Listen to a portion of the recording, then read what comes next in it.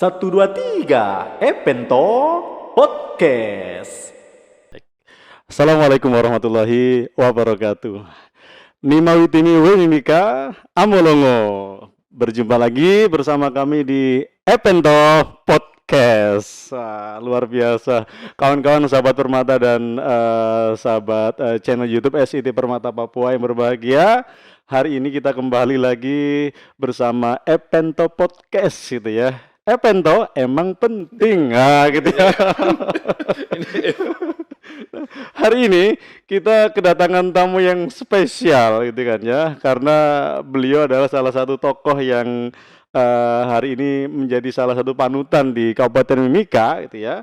Dan beliau adalah Dr. Jeffrey C. Hutagalung, MPhil, MTH, MPD. Wah, luar biasa. Apa kabar Pak Pendeta? Sehat Kabar ya? baik, alhamdulillah sehat. Sepertinya sibuk sekali ya karena susah sekali menemukan beliau itu ya. Paling ketemu terakhir di pelatihan moderasi kemarin ya. Itu pun sudah cukup lama itu ya. Nah, kawan-kawan di sahabat Epento Podcast ya. Tema kita kali ini berhubungan dengan sesuatu yang sebenarnya kita idam-idamkan bersama selalu hadir di tengah-tengah kita, yaitu tentang kerukunan hidup. Dia. Kenapa saya undang Dr. Jeffrey? Karena beliau, kalau kita lihat dari latar belakang dan pernah ketika beliau bercerita, itu luar biasa. Karena dalam keluarga beliau itu sangat-sangat heterogen ya, pendeta ya. Nah, nanti beliau akan menceritakan bagaimana kisah beliau dengan heterogen keluarga yang begitu luar biasa, namun bisa berdampingan. Apalagi kita hari ini berada di tengah-tengah Kabupaten Mimika yang sangat heterogen. Mulai dari agama, suku gitu ya. Seakan-akan kita hidup di miniaturnya Indonesia, pendeta ya. Itu luar biasa. Nah, kita akan ngobrol santai dengan beliau nanti ya. Baik, kita sapa dulu Pak Pendeta Jeffrey C. Hutagalung. Nah, silakan Pak Pendeta. Pak Pendeta, ngomong-ngomong, bener nggak sih di keluarga Pak Pendeta itu bermacam-macam gitu ya, agama gitu ya. Gimana ceritanya begitu Pak Pendeta? Kebetulan kami memang keturunan keluarga pure Muslim, gitu. Jadi opung saya saja namanya Abdul Hafid Hutagalung, bapak saya saja namanya Sudiaman Hutagalung. Memang dari keluarga Muslim. Bapak saya 10 bersaudara, 3 diantaranya adalah haji. Dan semua sepupu-sepupu saya juga ya berjilbab. Mereka dengan taat penganut Muslim yang setia dan taat beribadah. Termasuk orang tua saya gitu. Nah, kenapa saya ada di Kristen gitu. Nah, kebetulan dari keluarga mama saya memang campuran berdarah Tionghoa Manado. Gitu. Saya di sekolah ditaruh di Oma dan saya sekolah di sekolah Kristen saat itu. Tetapi pada prinsipnya orang tua karena melihat di keluarga mama juga sebagian Kristen, juga sebagian juga Muslim. Jadi kalau di keluarga bapak itu 99% Muslim. Gitu. 1-2 yang Nasrani gitu. Dan kalau mama ada Katolik, ada Muslim, ada Kristen. Nah, Kristen itu hanya 30%. 20%-nya itu adalah Katolik, sisa dari itu juga adalah Muslim. Gitu. Nah, di antara beberapa saudara, saya yang memilih Kristen. Gitu. Bukan juga disuruh oleh orang tua gitu. Tapi karena proses pendidikan waktu itu ya. Dan proses pilihan pendidikan. pribadi ya. Ya, gitu. Nah, sampai hari ini betul-betul saya lihat situasi keluarga itu sampai hari ini belum pernah ada gesekan apapun ya, termasuk gesekan berkeyakinan, jadi tidak ada sama kami. Itu yang saya lihat, itu yang saya alami. Kira-kira yang membuat kunci tidak terjadi gesekan itu apa Pak Pendeta? Sederhana, orang tua kami dari opung ya, ajarkan kepada kami itu tidak boleh menganeksasi keyakinan saudara kandung gitu ya, tidak boleh menganeksasi. Kehadiran saya maupun kehadiran saudara-saudara saya ini tidak serta-merta menganeksasi keyakinan saya, begitu. Satu. Kedua, kehadiran saudara-saudara saya harus saya terima sebagai kebenaran lain selain kebenaran yang saya anut. Betul, Itu. betul. Nah, ini yang kami pertahankan sampai dari generasi ke generasi. Hmm, Yang ketiga, hal-hal yang prinsipal hmm, yang kami harus jaga betul. hmm, hmm, Misalkan pada jam-jam tertentu untuk saudara-saudara saya yang Islam, Muslim hmm, itu harus sholat, saya akan menyuruh sholat gitu hmm, hmm, di rumah. Nah, di rumah kami misalkan, hmm, di rumah orang tua saya, di lantai 2 itu dibuatkan musola kecil hmm. gitu untuk saudara-saudara saya, sepupu-sepupu saya kalau datang bisa sholat di rumah itu. Oke, luar biasa ya pemirsa ya. Jadi kita banyak belajar dari beliau yang memang beliau sudah real berada hidup di tengah-tengah perbedaan begitu. Nah, sekarang kalau kita bawa ke konteks yang lebih luas ini Pak Pendeta, eh, memang tidak bisa kita pungkiri ya, kita hidup di tengah-tengah perbedaan yang sangat luar biasa, kemudian di tengah-tengah suku yang sangat beragam di Kabupaten Mimika ini gitu ya.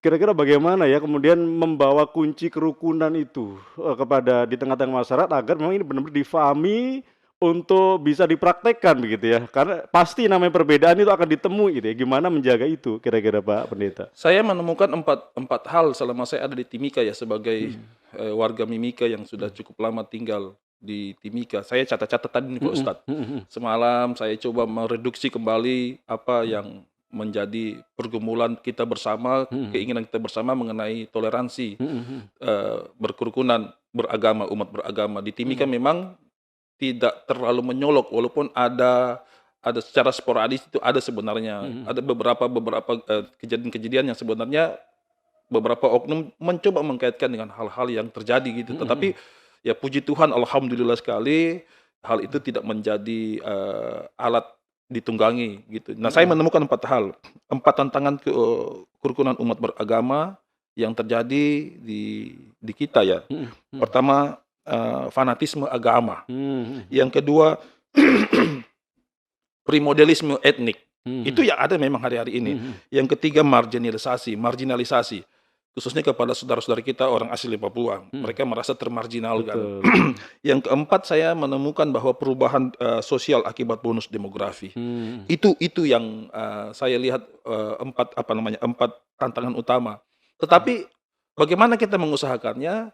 Tidak ada cara lain, kita harus sepakat bersama-sama, punya komitmen bersama untuk common ground. mhm, Gitu, kita harus menemukan su damai holistik gitu ya. mhm, mhm, Kita harus mengusahakannya. Itu tadi mhm, saya katakan common ground itu, kita harus membuat satu perjanjian perdamaian dalam perspektif diri sendiri dengan mhm, orang lain. Itu tadi mhm, saya katakan, mhm. kehadiran orang lain yang memiliki keyakinan lain, harus kita juga memiliki prinsip bahwa saya punya kebenaran, tetapi kebenaran itu tidak menjadi pembenaran diri. Betul. Kehadiran orang lain dengan keyakinan yang berbeda, yang tadi saya katakan bahwa mereka ada kebenaran lain selain saya punya kebenaran gitu. Mhm, Itu mhm, sih yang saya mhm, mengatakan mhm, kita harus bersama-sama membuat common ground itu mhm, sebenarnya. mhm, mhm. Begitu Pak Ustadz. Oh itu ya.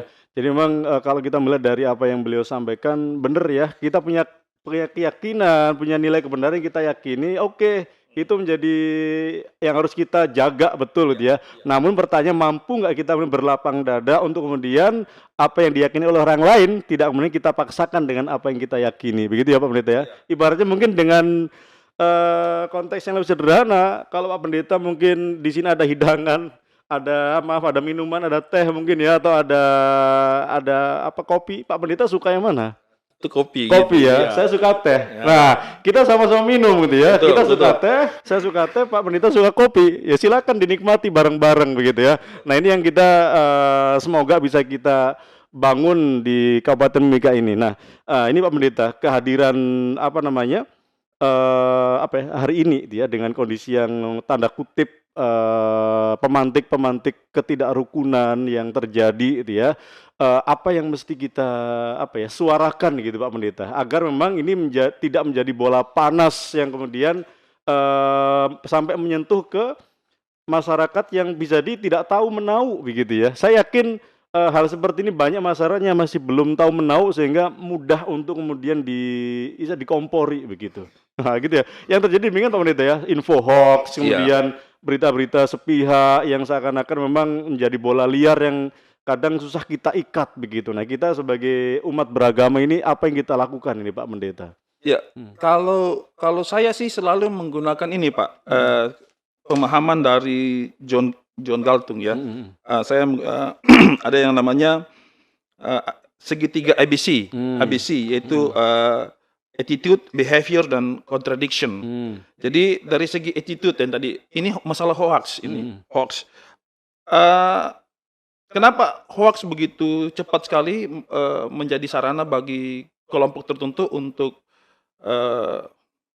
memasuki media sosial dan mempengaruhi banyak orang? Karena tadi attitude ini tadi kita. Nah, ini paling berbahaya, paling sensitif pada waktu si penerima ini merasa bahwa hoax ini menjadi kebenaran buat mereka, dan itu mempengaruhi attitude mereka sehingga dia merasa keyakinan orang lain itu dengan saya berbeda. Oleh karenanya perbedaan itu menjadi menjadi tembok pemisah di antara saya dengan Pak Ustadz. Betul. Padahal tidak boleh gitu. Betul. Tidak boleh gitu. Yang kedua adalah behavior, perilaku. Sudah attitude-nya bisa salah, tentu perilakunya juga dipengaruhi dengan attitude-nya. Yang ketiga adalah contradiction, itu ketidaksesuaian. Ini juga saya lihat bahwa hoax ini masuk yang paling berbahaya kepada masyarakat tertentu yang merasa bahwa wilayah ini adalah wilayah dia. Karena saya menganut agama Kristen, ini wilayah saya menolak kehadiran Pak Ustadz. Terjadi klaim gitu.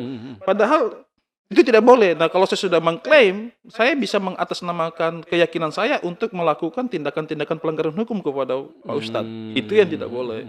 Sebabnya perlu yang namanya resolusi damai, atau saya biasa gunakan transformasi konflik untuk mengatasi hal-hal ini. Semua aspek transformasi konflik, di mana hoax harus ditangani, masalah-masalah yang lain, masalah sosial dan semuanya itu harus ditangani dengan baik. Itu tidak bisa dibiarkan, Pak Ustadz. Gitu. Oke, baik, luar biasa Pak Pendeta. Jadi memang berbicara masalah kerukunan sangat kompleks sekali yang kemudian harus kita tarik satu persatu benang merahnya, Pak Pendeta ya. Nah, ini kita di Timika ini para pemirsa Epento Podcast gitu ya.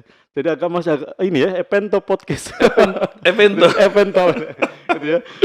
Memang luar biasa. Ya, kita hanya berpesan melalui udara ini, melalui siaran podcast ini, kita ingin mengajak kami berdua mewakili kawan-kawan yang ada di Muslim dan di Nasrani, bahwasanya tidak ada tembok pemisah untuk kemudian kita bergandengan tangan sebenarnya gitu ya.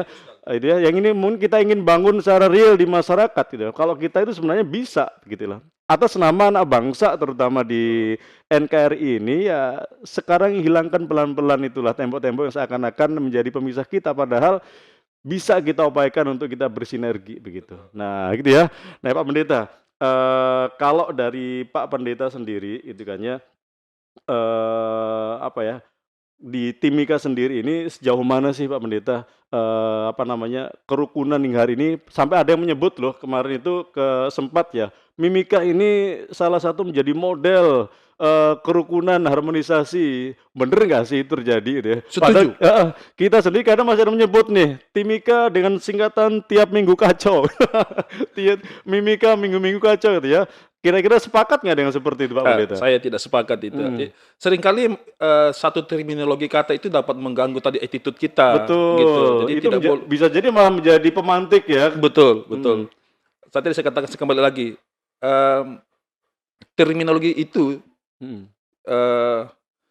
kalau diucapkan berulang-ulang kali tanpa ada dasar yang baik, itu tadi saya katakan bisa setuju dengan Pak Ustadz, jadi pemantik. Tapi saya setuju sekali bahwa Timika ini sebenarnya bukan cuma jadi miniatur Indonesia, tapi miniatur dunia. Betul. Gitu. Saya melihatnya seperti itu, bahwa memang menurut saya sudah keliling di berbagai daerah di Indonesia. Salah satu atau mungkin saya mengatakan satu-satunya tanah Papua. Bahwa Papua dan khususnya Timika secara kontekstual menjadi kebanggaan kita bersama, bahwa memang kerukunan di sini tidak sama seperti di daerah-daerah lain. Kita punya cara tersendiri untuk menyelesaikan masalah-masalah. Artinya apa? Bahwa di sisi lain kearifan lokal kita juga main. Sambil di sisi lain kita tidak boleh mengganggu keyakinan seseorang. Betul. Dengan keyakinan, karena keyakinan itu kan kristal Pak Ustadz. Tidak bisa diganggu-gugat. Gitu. Tadi saya katakan gini, sama seperti saudara-saudara saya yang Muslim. Di acara-acara tertentu minta maaf, Hmm. kami tidak boleh menyediakan makanan yang mereka haramkan, gitu. Dan ternyata itu mempengaruhi saya, gitu. Saya agak susah makan makanan yang bagi orang dari agama tertentu mereka bisa makan, saya nggak bisa gitu. Tetapi bukan berarti saya nggak bisa itu saya anggap haram. Bagi saudara saya makanan yang tidak bisa mereka makan itu adalah haram buat mereka, gitu. Namun bukan berarti haram buat mereka, saya menuduh bahwa itu adalah, sesat gitu. Saya tidak mau berpikir seperti itu, bahwa keyakinan yang mereka anut terhadap pelarangan terhadap ABCD adalah keyakinan yang telah mengkristal di dalam kebenaran yang mereka anut. Itu bagi saya, gitu, Mas. Masyaallah, luar biasa ya. Baik, kawan-kawan, ini semakin menarik diskusi kita ya terkait dengan kerukunan itu ya. Karena memang sesuatu yang kita harapkan menjadi besar di tengah masyarakat kita, ya kita mulai dari kita, ya. Kata Pak Pendeta tadi, ya mulai dari apa namanya karakter kita, itu kan. Ya. Apa yang sesuatu yang sederhana kita anggap apa namanya bisa membangun diri kita menjadi orang yang apa ya fleksibel, kemudian bisa humble ke semua orang gitu kan ya, seharusnya mulai kita bangun gitu ya, karena kita ingin tentu di Timika ini selalu dalam kondisi rukun, apalagi kalau kita lihat dalam waktu dekat ini kita menjadi salah satu tuan rumah yang sangat luar biasa ini ya, istimewa ini Pak Iya, Pendeta. betul. Ada PON, ada Pes Pesparawi gitu iya. kan ya, dan semuanya sepertinya saling bersinergi di sana Betul, begitu. betul, Itu betul. menunjukkan bahwasanya kita bisa loh ke Iya. arah sana begitu. Kenapa tidak? Sehingga jangan sampai ketika sedikit pun ada pemantik yang itu kemudian datang dari persepsi orang yang bisa jadi tidak bertanggung jawab, Iya. oknum tertentu, kemudian kita mudah percaya sebelum kita cross check, sebelum kita kemudian mengetahui kebenarannya gitu ya. Nah, Pak Pendeta, kira-kira di segmen terakhir nih kita sudah dikasih sesuatu peringatan tadi seperti untuk waktunya ini ya. Kira-kira ada statement apa yang ingin Pak Pendeta sampaikan kepada kita semua yang ada di Kabupaten Mimika ini agar kemudian kerukunan di Mimika ini benar-benar kita jaga sepenuhnya sampai bahkan mungkin turun-temurun pada generasi kita selanjutnya Oke, begitu Pak baik. Pendeta. Perbedaan tidak bisa ditolak. Betul. Perbedaan adalah kekuatan bangsa dan kekuatan kita bersama. Justru dari perbedaan itulah kita bisa membangun satu kekuatan kebersamaan untuk menuju kepada Mimika yang sejahtera, Mimika yang smart, pintar, Mimika yang kuat dan sehat. Itu saya. Luar biasa.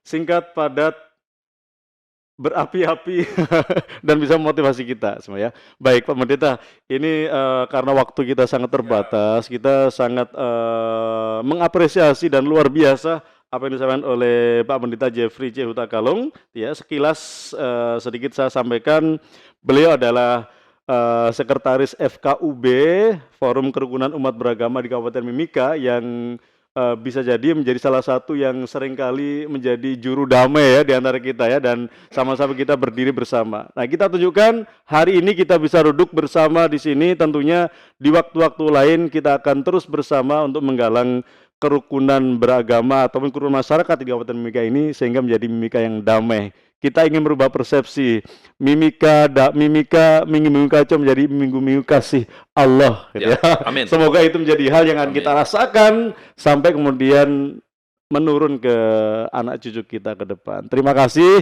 Pak Pendeta Jeffrey Huta Galung telah bersedia hadir di tengah-tengah kita. Semoga para pemirsa yang menyimak acara Epento Podcast ini bisa mendapatkan manfaat dan inspirasi positif untuk kita semua yang ada di Kabupaten Mimika ini. Kita sapa dulu kawan-kawan di sana. Epento Podcast emang penting toh. Gitu ya. Dan terima kasih para pemirsa. Sekian dari saya selaku host di Epento Podcast ini. Semoga di waktu berikutnya kita bertemu dengan tema-tema yang lebih menarik lagi. Dan Pak Pendeta jangan bosan-bosan ya kita undang untuk membimbing kita di sini begitu ya. Kita insya Allah akan selalu merindukan suara Pak Pendeta nanti di forum Epento Podcast ini. Terima kasih. Kita tutup dulu pertemuan kita hari ini dengan salam kita Amolongo, Nimawitimi, Wemimika. Terima kasih. Dadah. Terima kasih. Baik.